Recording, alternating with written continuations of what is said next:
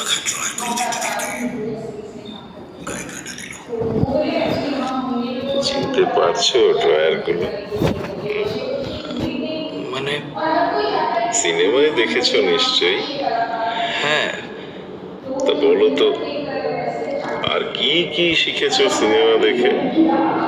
ওই বড় বড় ড্রয়ারগুলোর মধ্যে মৃতদেহ থাকে।